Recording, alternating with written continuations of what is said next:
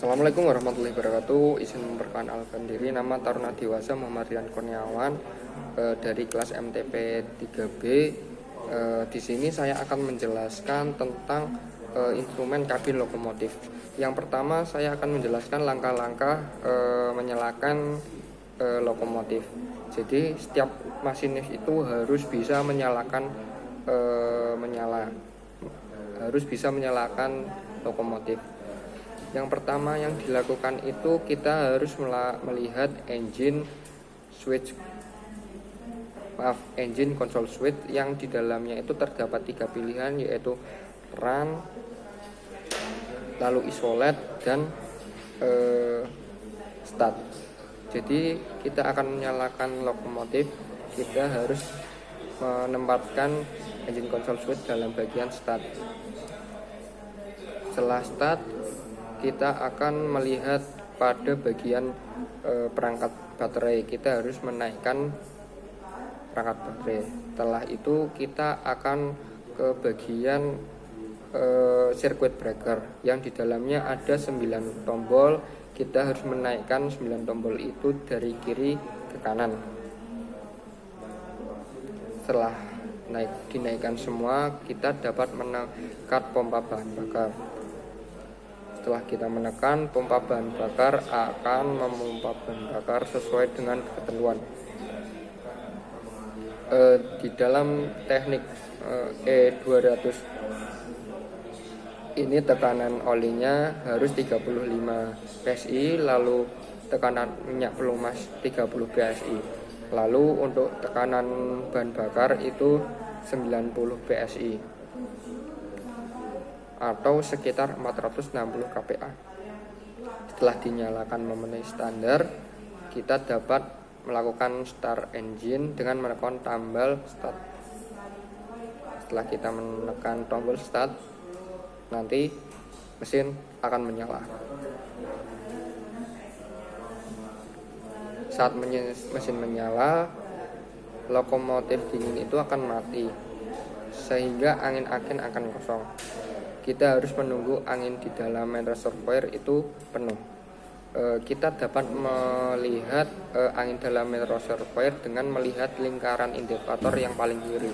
Di dalamnya ada jarum merah dan putih. Yang merah menunjukkan main reservoir yang harus menunjukkan 110 sampai 125 PSI atau 7 sampai 8,5 bar. Lalu yang putih itu harus menunjukkan 70 sampai 75 PSI atau menunjukkan 3,5 sampai 5 bar. Jadi di dalam lingkaran tersebut itu yang di sisi luar itu ada indikator PSI. Lalu yang di dalamnya itu tekanan dalam bentuk bar.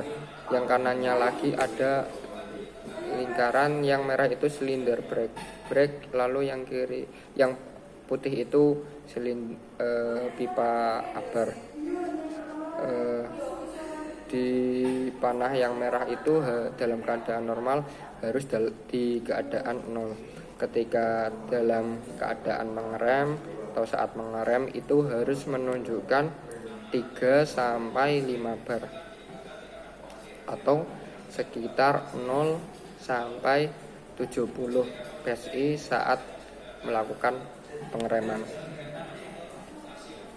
Lalu pada jarum yang warna putih dalam keadaan normal itu harus menunjukkan 4 sampai 5,5 bar. Lalu ketika melakukan service brake, maka jarum putihnya akan turun antara 2,5 bar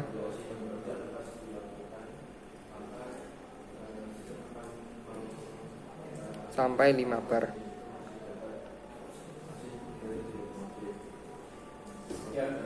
Lalu di sebelah kanannya itu ada speedometer untuk mengukur kecepatan. Yang paling kanan sendiri ada loop meter mengukur atau menunjukkan putaran mesin. Ketika masinis mengoperasikan rotor dengan tenaga yang normal yaitu 0,6, tapi saat mengoperasikan lebih dari 6, 9 atau 12 itu akan terjadi pemenusan arus pada traksi motor, sehingga arus atau tenaga yang semakin besar yang dapat menyebabkan hot angle dan wind slip dan pressure open. Pressure open itu keadaan lokomotif diberikan keamanan saat terjadi kedaruratan, sehingga lokomotif itu akan memutus aliran listrik ke bagian traksi motor, dan akhirnya pengereman terjadi secara otomatis. Di bawahnya itu ada bagian 3 handle yang terjadi dynamic brake, throttle, dan reservoir. Yang dynamic brake itu mengurangi laju lokomotif, yaitu memperlambat laju lokomotif.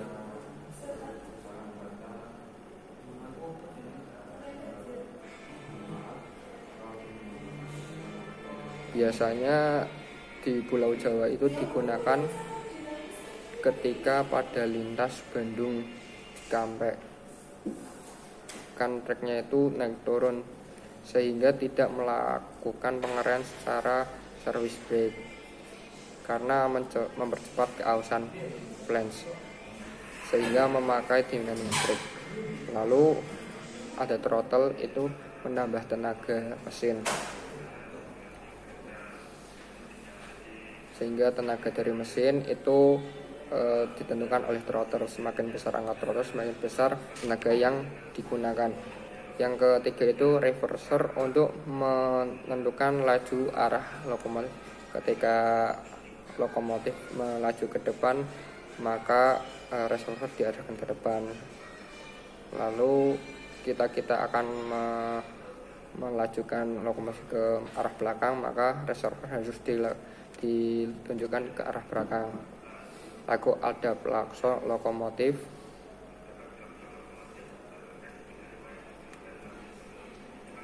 Lalu rem itu ada 2 rangkaian. Yang pertama itu yang atas itu rem rangkaian, yang bawah itu rem independen, sehingga saat melakukan pengereman lokomotif dengan rangkaian harus menggunakan rem rangkaian. Ketika lokomotif itu tidak ada rangkaian atau harus berpagar di stasiun, menggunakan yang bagian bawah, yaitu independent brake.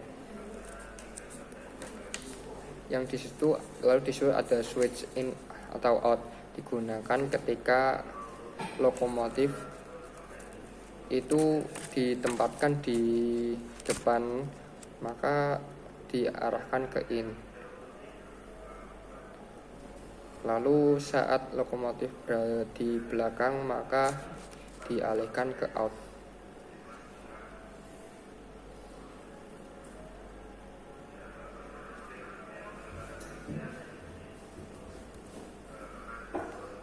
Lalu ada saklar rem dinamis, yang dalam keadaan normal harus dalam keadaan bawah. Ketika akan melakukan rem dinamis ini harus diaktifkan ke posisi atas.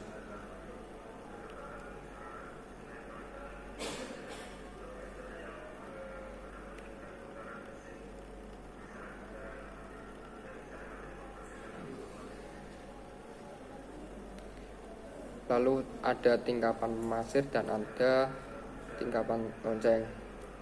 Tingkapan pasir ini ditekan apabila terjadi slip wheel agar pasirnya keluar dan tidak terjadi slip.